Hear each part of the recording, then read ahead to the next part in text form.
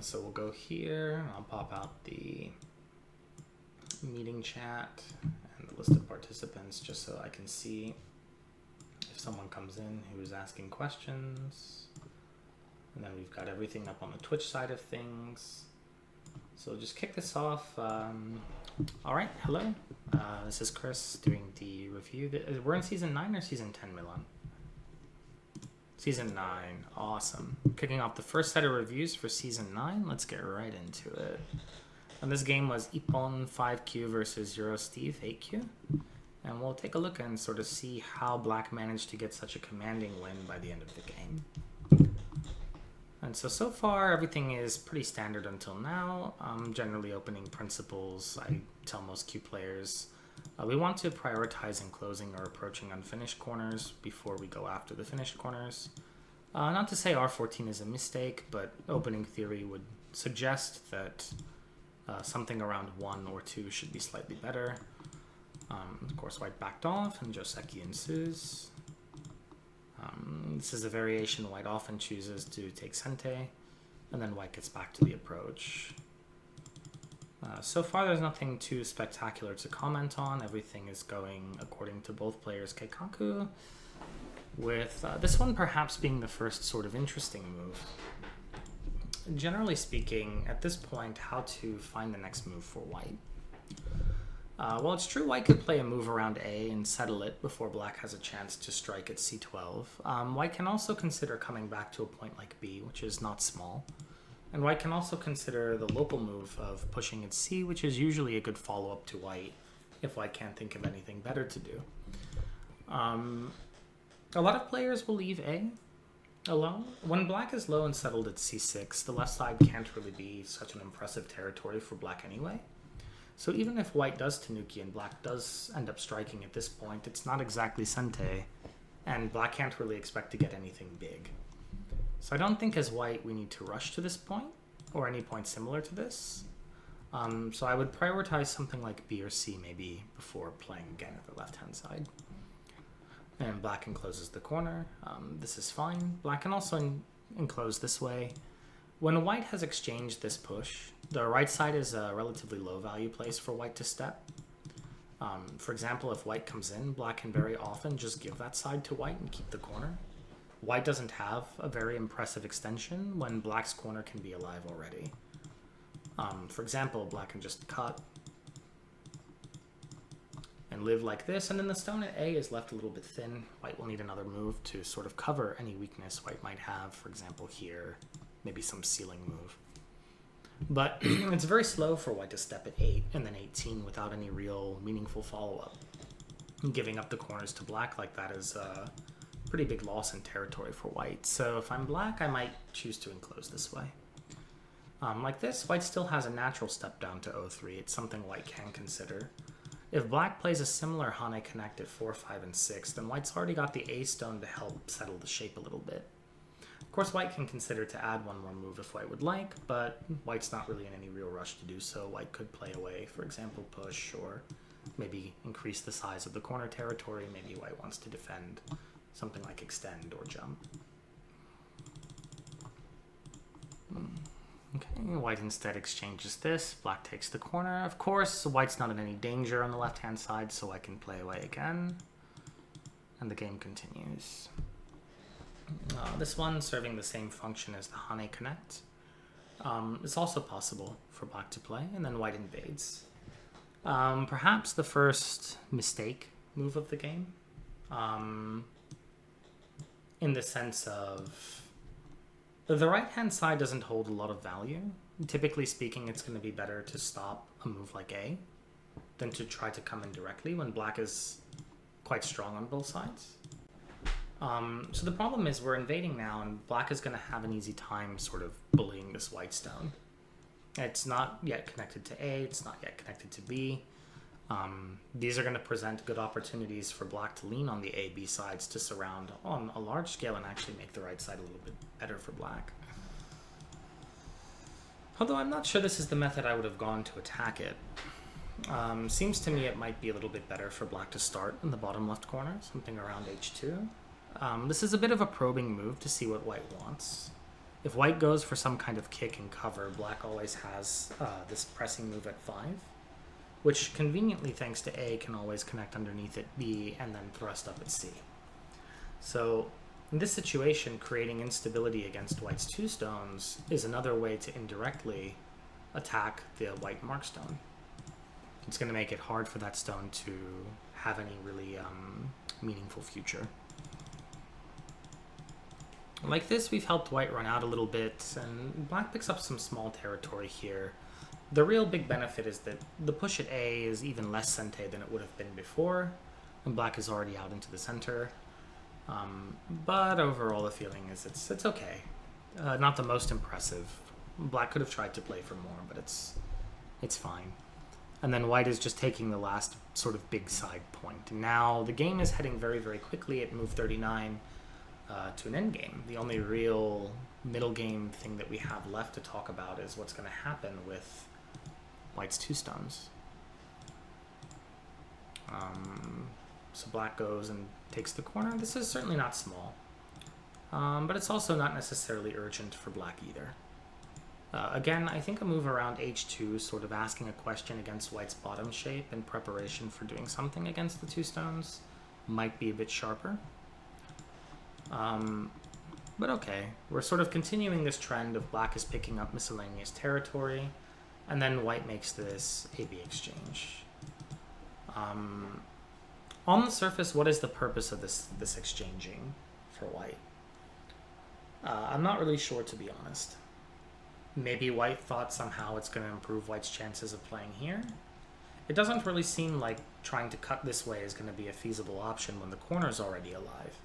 Black can just step back at 4, and white 2 stones are taking more damage. So I don't really get why we feel the need to exchange this. Generally speaking, a good rule of thumb for players around 5q to 1 dan, if you're going to make a peep exchange like this, it's usually because you're trying to protect a weakness before jumping with a cuttable shape, or it's because the peep is going to somehow make the opponent heavy in an area where you're strong and remove their eye space. But in this case, this AB exchange is doing neither of those things for white. It's simply making the black 2 stones stronger, which is inherently making white's 2 stones a bit weaker. Is white's plan going to be to sacrifice them? I'm not sure, but seems to me that this AB exchange is really not working for white. And then white is coming back with perhaps the worst shape white could connect back with. This iron pillar is really, really heavy. Especially because we have to notice with these 3 stones, after AB exchange is made here, this is often considered a bad exchange in such press variations, because white has lost a liberty. If black is ever able to push and cut, all of a sudden, white's stones have damezumari, only 2 liberties left. If white needs to play something like this to capture, then white is losing the 2 stones anyway. Why did white make this? It's not really so attractive in the local sense. There's a lot of weakness here for white. Now that being said, the black push is not necessarily small. Black can push at 1, but black is also in no rush to do so. Black can walk away from here.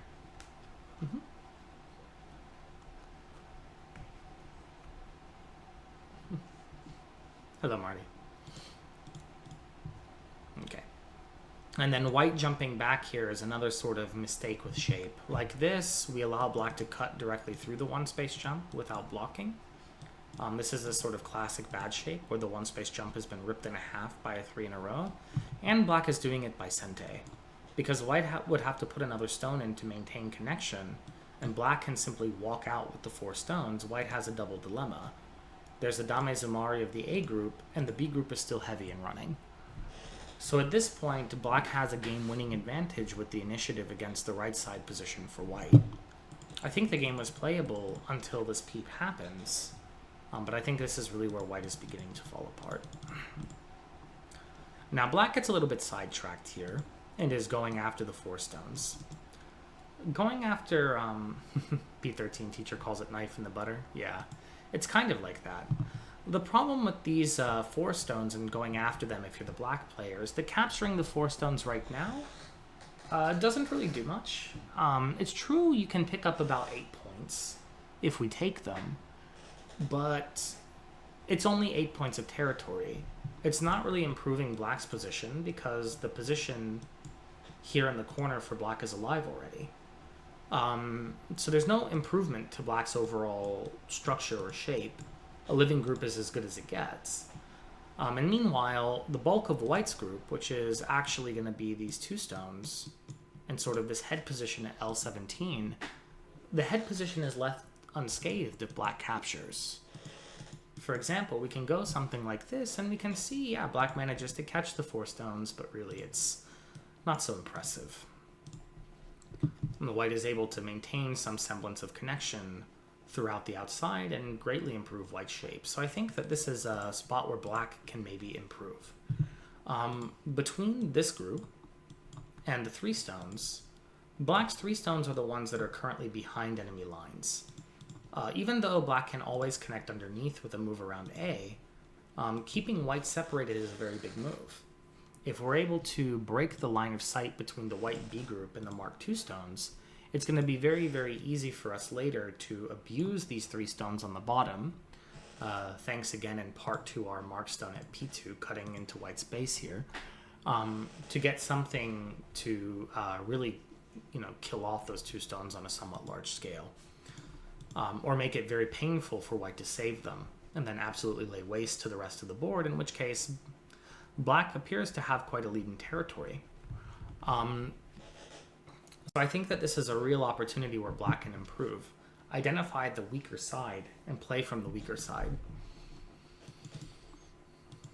And then white defended. So again, the same reason why this defense is a little bit slow. The group that white needs to help is the A and the B group. The 4 stones at this point, white needs to wave goodbye to. These are not 4 stones that are worthy of saving. Okay, black connects back. Atari on the outside, allowing white to go under. Generally, we would prefer to descend, or in some cases even play Tiger's Mouth to remove cutting Adzi. Something like this is probably going to be better shaped for black, even though white can extend. Later, there is a jump cut in the position, which can have some impacts on the white shape given liberties. And there's also the potential for useful ladder breakers later that black can use to reduce the whole white area or potentially kill white's bamboo joint if attacking around the top side is successful. Usually we don't let white bend out unless this particular thick shape has a really, really, really powerful attack against 3 stones. Like if I doctored the shape up a little bit to look something like this, then maybe we consider playing this way. Because white can capture the 1 stone here. And in this situation, after white captures, black has all the power black needs to begin turning black's attention against white's 3 stones. But without a situation like this, it's a bit hard to say if this direction is really going to be correct for black.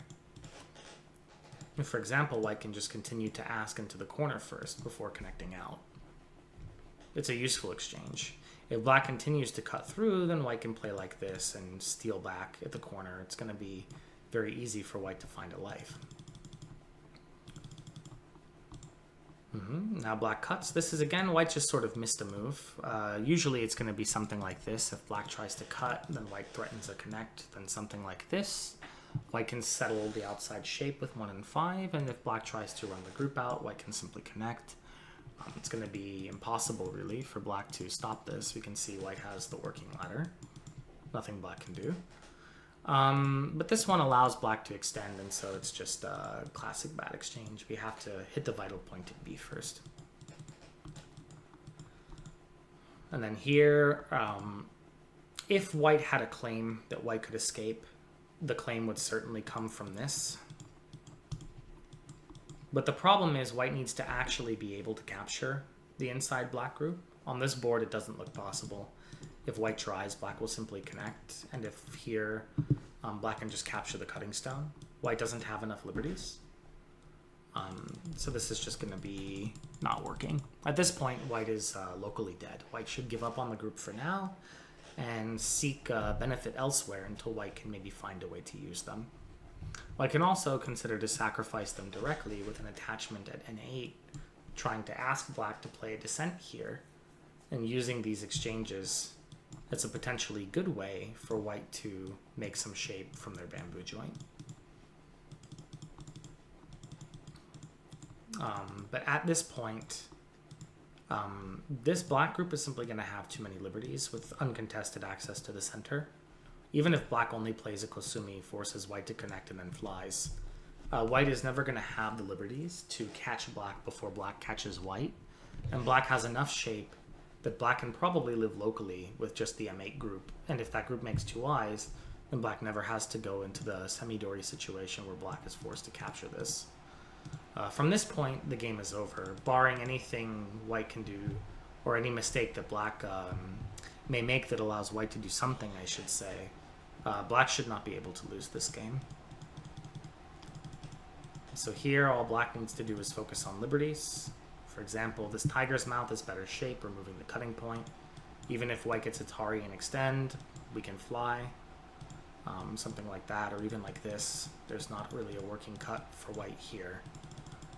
So we can see that quite easily. Just kind of zooming ahead. As long as black has enough liberties and can even connect to a living group, then black will never have to semi-dory.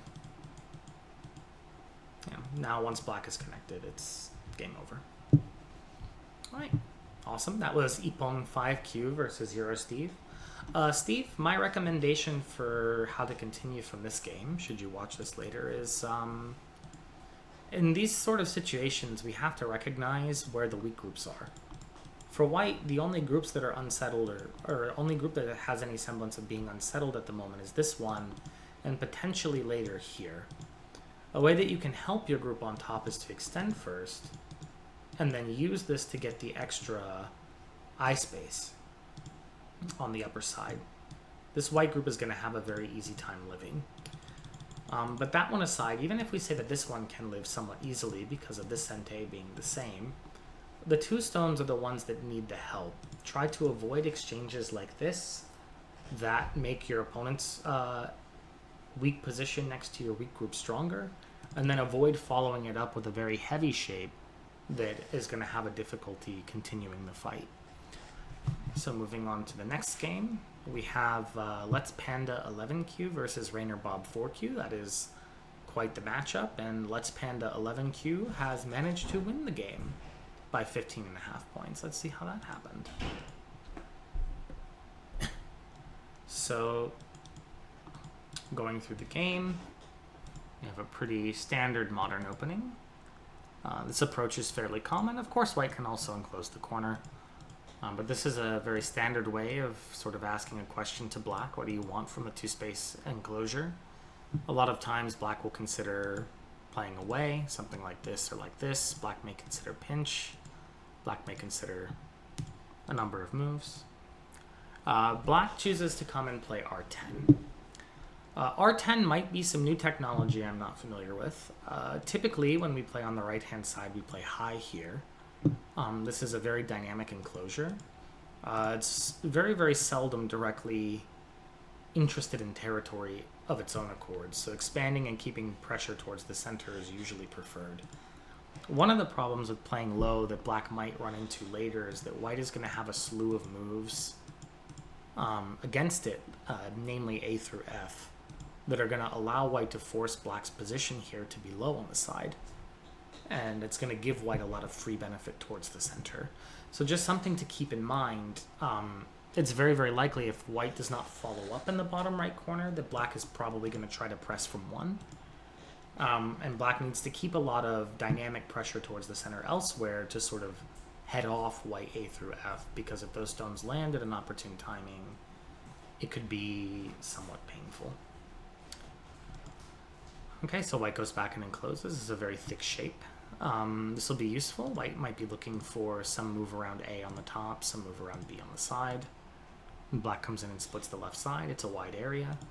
Generally speaking, in opening, we look for the difference between the Cuba and the Oba. Cuba meaning a point of mutual growth and destruction, so i.e. white has a vested interest in expanding the top. Black has an interest in expanding the top. So the top is currently right now in conflict by both. But the left side is only white stones. So it's a very big place for white, but it's only really interesting for white. White's the only one that can build there. So generally speaking, the A side is considered more urgent than the B from the opening theory perspective, because both sides have a natural vested interest. Whoever plays there first is likely going to have an advantage. So black might consider, for example, some 2-space jump here. Black might consider playing 1. Black can even consider the old school move of coming all the way to K16 and having the 5-space extension, the classic 5-space extension from the corner. All of these would be really good options in direction of play. And even if white does come back and settles the left-hand side, this is fine. Black will have the same pressing moves available against white on the left that white has against black on the right. So as far as the board goes, it's fairly even. The only difference being is that the black 1 stone is slightly more control-oriented towards the top side than white's 1 stone is towards the bottom. So we might say that in this position, okay, it's even, but there's, maybe one player might feel more comfortable with black. Maybe one person's more comfortable with white. It's hard to say. It's very even. But coming in the left side, this is okay, but not inherently sente, and white can get to the mutual place first. Oh, whoops. Accidentally double-backed. Okay, but white instead chooses to check. This one is okay. White is already invested in move at 1. But just something to keep in mind that if we're not going to follow up 1 next somehow, then often it's going to be better to do it from this side, where we can get 5. That way, if black does come in and white does jump and fight, black has to handle 2 groups. This one and whatever group gets made with 6. This is one idea white could have. Okay, we play this one, black makes that, and then white tanuki. So now we have a big question. Very often in these 3-3 invasions, black is going to get sente. For example, black can just block and extend. If white has to finish the shape somehow, either by knight's move or by hane here, black is going to get the timing to play the first move at the bottom. Globally, is the A stone overextended? Locally, it's fine. If black pinches, white can, of course, fly out. White can, of course, repinch. White can, of course, fly into the corner. There are many different options. But because black has a very sturdy base, there's invasion points inside, and white is going to have to do something in regards to the M3 stone, the position is getting potentially a little bit busy. So the whole position for white in the bottom left might be a little bit thin. For that reason, if I'm white, I might consider pressing or doing something like this to use my M3 stone and sort of erase that from black. But okay, white invades. And then we get the hane. This is an old joseki. I've recorded many different variations with Shy Ghost in regards to this one. The reason we don't really see it often these days is this used to be the original joseki. Pros have sort of made the discovery through the help of AI that at this point it's already good enough, or white can even push one more time and then take sente. And the following result is that later when the peep comes, having the 2-stone wall can be a bit less advantageous compared to if we get a similar position building a wall like this. There's more room, which means we can do more things like resist or fight back on the black side of things. So this hane here is usually reserved for this double hane play, which we see black do. And this joseki appears a little bit less and less the stronger you get. And this sort of comes down to understanding how to handle thickness. This panuki for white tends to get very thick. White can consider to exchange and then push, for example. And if black has to answer something like this on the right-hand side, white can jump. And in terms of efficiency, white's top side is very efficient, and black stone at A is not particularly in a useful place. Namely, in the Tawari, if we didn't have A played on the board, black would probably never answer white 5 with A. That's kind of how we're looking at it. It's the only stone on the board that might be considered inadequately placed, the exception of maybe M3. But I still like M3 slightly more. White getting to develop this naturally, the Ponuki works very well with white's thickness in the top left corner. It's a very hard place for black to consider invading in the future because neither of the white groups are weak. And it's very, very difficult to make them weak. And it's also important to remember that even though the black base is stable, it's not alive yet. So it is possible if in the future white somehow gets a thick shape here. Let's just make a variation where somehow white is getting thick. If white's getting thick, white might be able to consider something like 19 to really strike at black's base and make black very uncomfortable in the fight towards the center. So it's unlocking a lot of potential opportunity later for white in the future if we try to invade directly before the left side is completely settled. So on this board, the double Hane is maybe not so appropriate. If I'm black here, I would probably extend, and then after white defends, either this one or push and Hane, I would come back immediately to ask the question to white's m3. Like this, black can stabilize the area, keep the topside value low. White's thickness has not been able to contribute to the game yet, the thickness of this corner. And black is maintaining, even more so, the initiative by asking white the pressing questions with this stone at m3.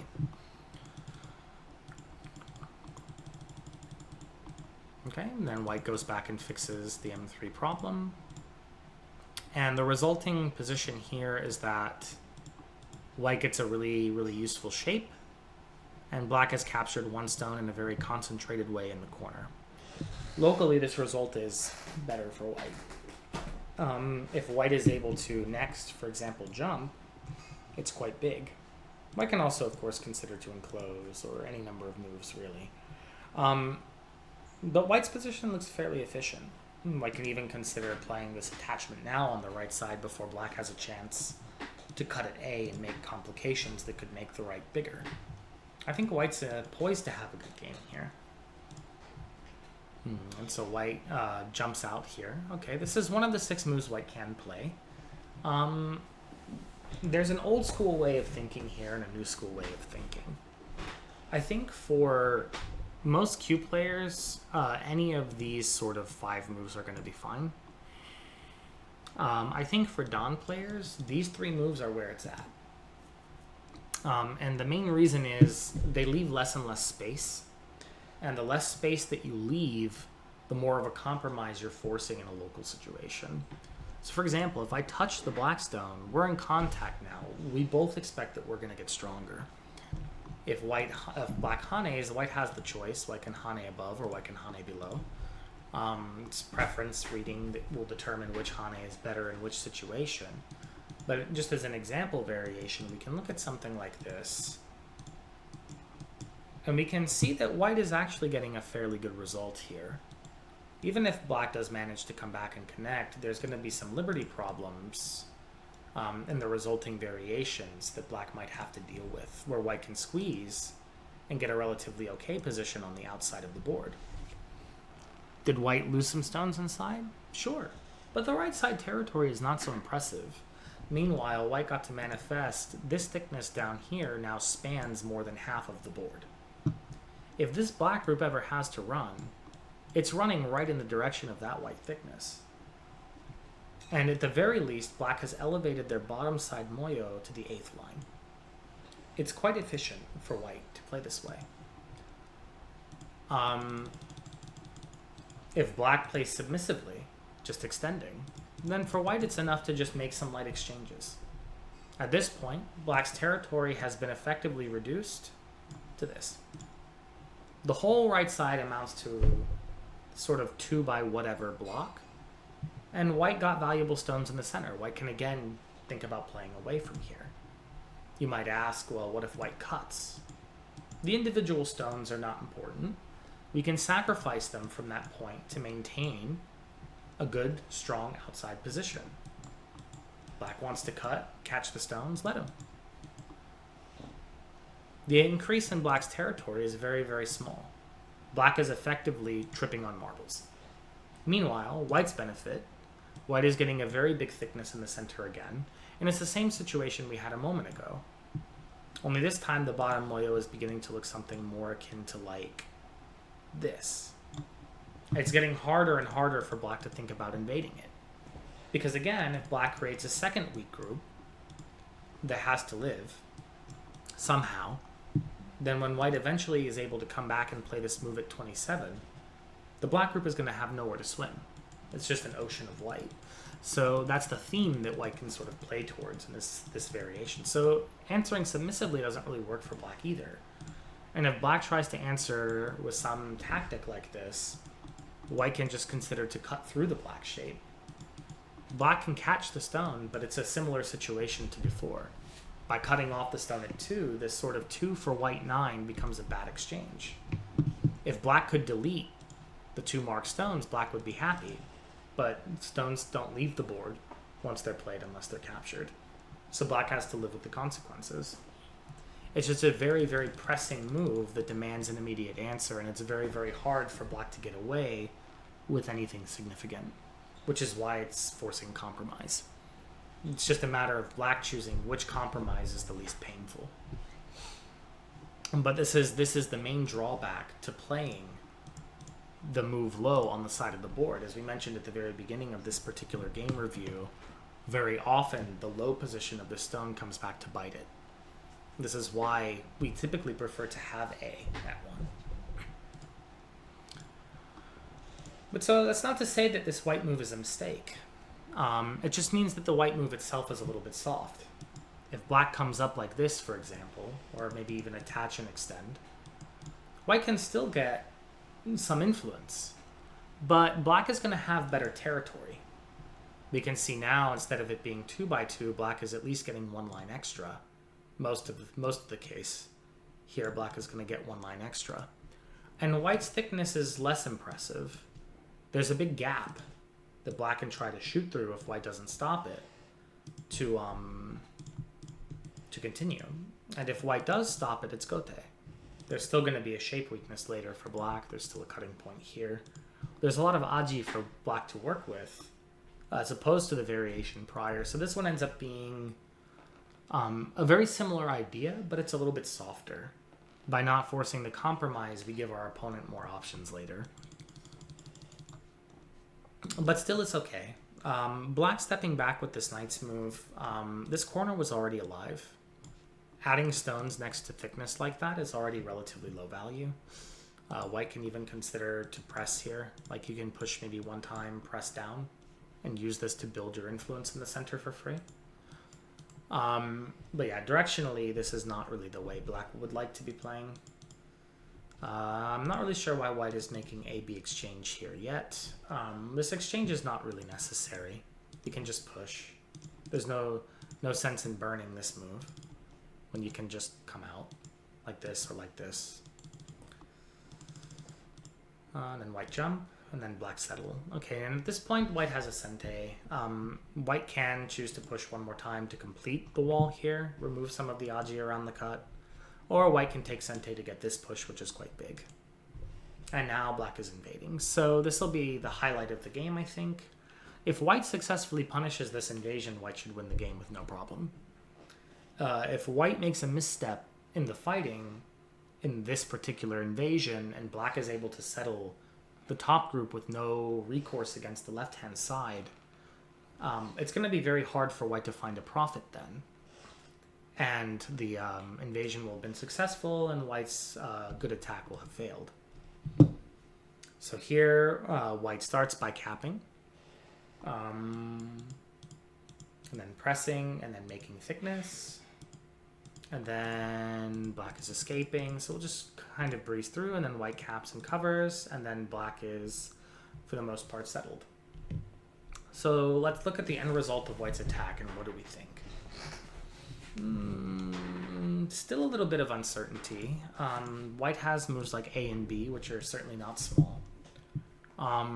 But because white also has a cutting point around 1, it's not exactly clear what's going to happen either. I think white could have played it a little bit sharper. And so what else can white do instead? And cap is really good direction if white can maintain some presence at the center. But I think in this case, white can consider to take away the black base. If black plays the same jump as in this position, then white can consider to exchange one time this move in the corner and then the hane. If black fixes the shape with something like 6, for example, then white is already benefited by getting the hane here, and then white can begin thinking about how to press down the black shape. For example, white can consider 7 and then attach back at 9. Something like this might be a little bit more powerful for white in terms of creating a severe attack against black on the bottom, or on the top side. Just one idea we might recommend. At this point, it was too soft, and black got to settle both. And so far, white hasn't really made anything impressive in the center to show for white taking the outside direction. So I think white's losing quite a bit here. And then black flies, reducing the bottom side area. Or black flies, rather. It looks like through the course of the game, white captures a couple of small stones in exchange for black getting to abuse white's corner. Okay, white gets push and hane. White is making something happen. White is trying to squeeze. Usually if we're squeezing this way, we're trying to go all the way like this. I guess white didn't like that variation, but then you should block here. And then when this one lands, you can double hane. Black has to be very careful, because even though black would like to play this way, black will be dead if it goes in this direction. Reading is quite critical here. And if black plays something like this one, for example, white can defend the shape by extending it 3.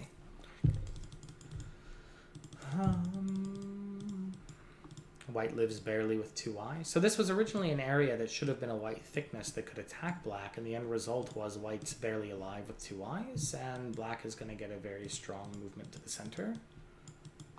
Oh. Okay, sacrificing those stones to break out.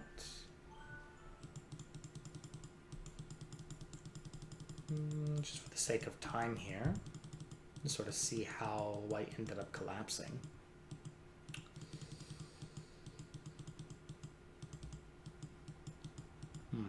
Yeah, so just white didn't get enough out of the middle here, and then white ended up dying at h10. Which, you probably couldn't have paid me to predict that result from here. Because that type of thing should not have happened. So here, when attacking or thinking about these attacks, you have to sort of understand what you can and cannot get away with, but also you have to keep in mind where your profit's coming. Whichever direction you block, you intend to profit in, usually. And you're going to push black into a different direction. As long as you have a way to exploit both of black's groups in a productive manner that gets your stones facing something useful, the white player should be able to win the game from here quite comfortably. Something black could have done to avoid the complication was probe white at the corner first. If white is greedy for the territory and blocks it too, this is often enough of an exchange to guarantee the 2 stones are going to live quite easily. And then black can consider reducing the upper side some method like this. Alright, we'll move on to the next game. This game is Mei Hao versus Gnome 9. Looks like 8Q and 5Q, and white, about halfway through the game, creates a big reversal and wins the game quite handily. Let's see how that happened. Let's see how this happens. Sorry for the loud blast for those in Twitch. So we've got Nirense versus Nirense, and the inside approach. This one is quite rare. Usually with double star, this is favored by players that like to develop quickly. So oftentimes we'll see A or B, most common, followed by potentially C or D, and if you're playing something very hyper-modern. Very rarely do we see black approach from the inside, and this follows the same Cuba-Oba principle that we looked at before. Both of the sides of the board, the left and the right, are in contest between white and black. In this case, it's even because if black takes one, theoretically white could ignore and take the other. This is a very common way of playing. But playing on the bottom side, it was only really white that had a vested interest here. So we're just trying to stop white from having nice things. Black can't expect to build anything particularly impressive inside this area themselves. So it's a bit more of a type of move that's favored by players that don't like playing for potential or having to deal with a lot of whole board synergies. You're just trying to break the board up into as many local conflicts as you can and fight it out locally, and whoever is the better local fighter will prevail. It's a viable way of play, it's just a little bit rare to see. So white extends. This is plays this knight's move. This is very common. This is reducing the value of the right side. And now the left side would be the biggest place, so black could consider to play, for example, a joseki like this would be quite common.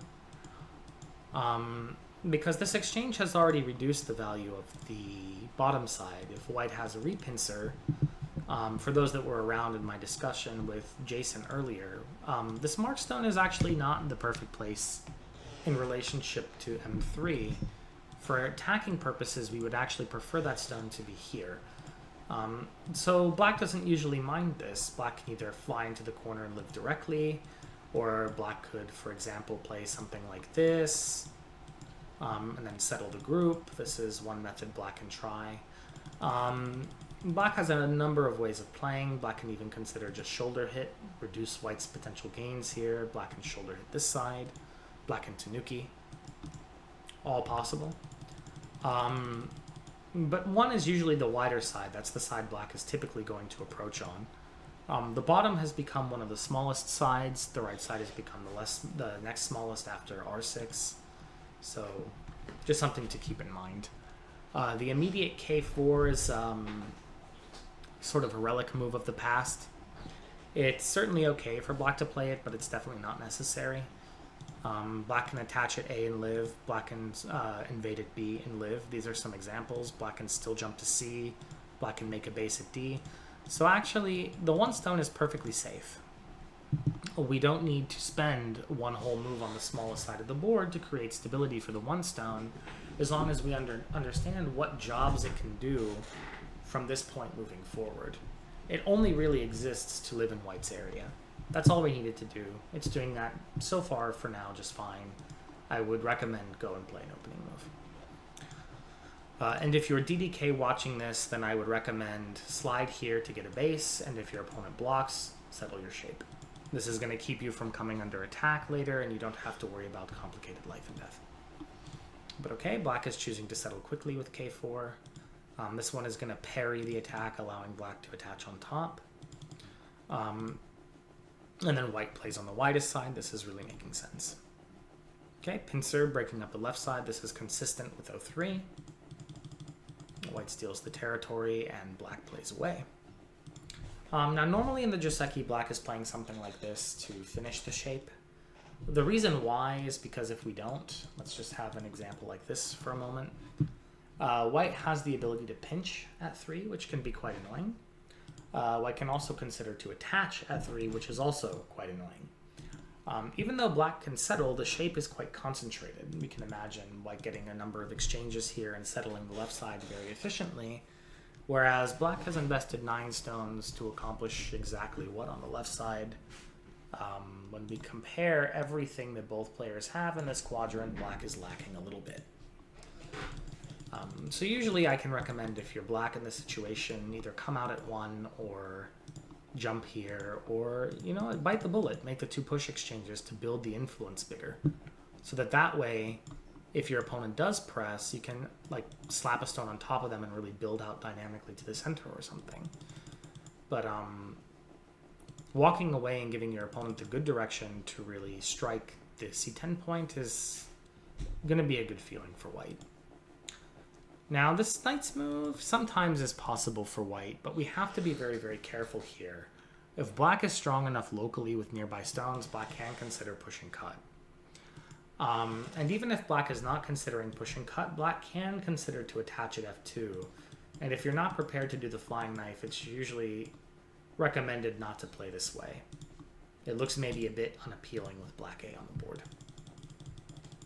So direction I'm not entirely sure about.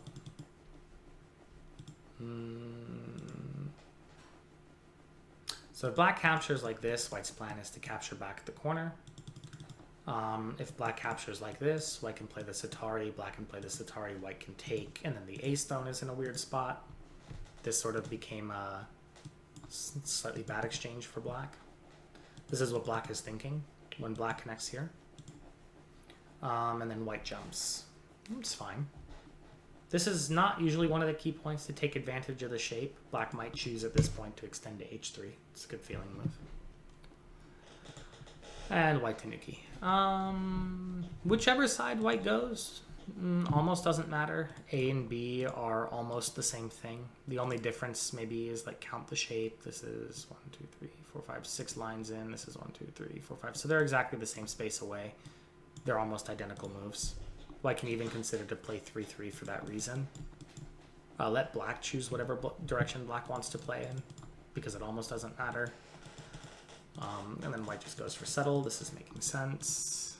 And then black is finally sliding. White's getting the push. Hane, extend, push. So here white has achieved the goal of over-concentrating black. Of course, white can over-concentrate black further with a shoulder hit or still this attachment. And then white played this k16 move, which is a really interesting spot. It's kind of self-flattening white's own moyo here, but it's trying to have a better relationship with the cut, I'm presuming. I think this is really what white was going for with something like this. This is making some sense. And then black is playing the knight's move, which actually on this board is not exactly sente and a little bit slow. Of course, white could block with a move like 1 if white really wanted the top territory, but white doesn't have to play that way. White can instead, for example, play q10, which is a global vital point to stop black from expanding the upper right corner, which it appears that white did. So next, black plays this one and this one. I don't think I can recommend. If black is worried about life and death at the top side, maybe you can play this, or maybe you can extend the corner. Like this, black is alive, and we don't make an awkward shape that's over-concentrated necessarily. But trying to bump into white this way, the feeling is that the black shape is, black has spent a lot of moves to get not very much here. Especially after white eventually steals the corner back. For example, something like this. Again, black has 4 stones here, 5 stones here. It's 9 stones invested to do what exactly? Maybe, if we're lucky, we're going to make something in the neighborhood of 9 points. 1 point per stone is kind of small return on investment. Not really ideal. So I think black can do a little bit better here. Something that we can consider. The A group as it stands right now is safe. Black has achieved the move at 1. White has not answered, so there's a potential attachment at 2 that black can use to reinforce black's own shape. So the A group is perfectly fine for black here. The white group at B is still in question. If, for example, black was to slide underneath at 1, just a hypothetical situation here, white does not exactly have 2 eyes in the local shape. You know, if we imagine white back off something like this and then something like this, like white's eye space really here is just whatever white's making in this tiny little box in the center. You know, this is like post-black Atari capture. It's very, very small eye space. So this is a bit of an issue that white's going to have to address. And right now, by white taking q10, black has the sente to address it. So there's an opportunity here for black to get something. But when black plays this one, black has sort of passed the sente back to white. If we ever invade around A, white B threatens connect on top and C, stabilizing the corner. Thank you for the follow, Famo. So there's really not a lot of attacking pressure against white's shape. There's too many options for white to settle it. So here I think black is missing a chance. And white is sort of missing a chance in earnest by defending in this sort of really concentrated way. If I was white, I might consider to just come back to 1 here. Just go ahead and close KGS. I might come back to 1 here and just stabilize this position a little bit. This way, if black does come back, we at least have Hane at 3. If black extends in the corner, we might be able to get some semblance of life out of 5 now. So I think it's very, very big for white to spend a move there, especially since this move is not really sente. It doesn't actually attack anything that black has going on. And yeah, that has no follow-up. It's just very, very slow. Black answering is puppy go. We have to really assess here what is the threat if we Tanuki. Is the threat that white's going to block? Okay, what does the block actually achieve for white? Let's think about it. Maybe we block this way. But if white's going to be able to catch back at the corner anyway, let's just imagine something like this. Okay, white's going to capture the corner, but life and death-wise, black's not in any trouble. Black has plenty of eye space in this group here to live. There's well more than 8 points in the well of area black can surround here. So the group is going to easily live. That means white's slide here is only really worth whatever 2 or 3 points miscellaneous white might pick up on the edge. And then white always has the cut at A if we don't extend. So it's very little bearing on that. It's just really, really small, really, really slow to answer. The only real merit for black blocking here is that later, black might have a claim to an invasion at 2 to put pressure on white's 2 stones. This would be the only reason black might consider to do this. And then white goes back and stabilizes. It's okay, it's not bad. It's good for points. White can also consider to stabilize from the center like this to have a better relationship in the future when black comes in at A. But, okay, both are probably okay. And then this pushes again Gote. White is perfectly safe. White can even just, if white wants to answer, white can answer like this, but white doesn't have to spend a move here. And then white connects. Unsure what white was afraid of. I'm pretty much thinking the whole reason we played this specific move on the top is to not have to worry about E18 so much. So unless something is changed, we should still be able to answer 4 with this. If the turn happens, then we can just live the cutting side. So as long as that's not working, I don't think we have to fear the push at 2. I think white should be defending this left side group. Because now is black's chance to really bother this. And I think if black finds this move, black is in a good spot. So a lot of this game looks like it's going to come down to who finds it first. Okay, and it looks like white got some type of defense here, but then white Tanuki'd again. Black can still come in. So white is not out of the woods yet, because black still has this whole thing here to kind of reduce white's eye space. White has not yet achieved the local life. So still a bit early to Tanuki, I think.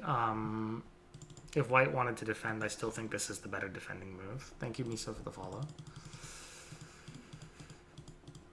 So white took the corner and black starts the attack. Now let's see how white is going to handle the weak group. Seems like white's plan is just counter kill black somehow.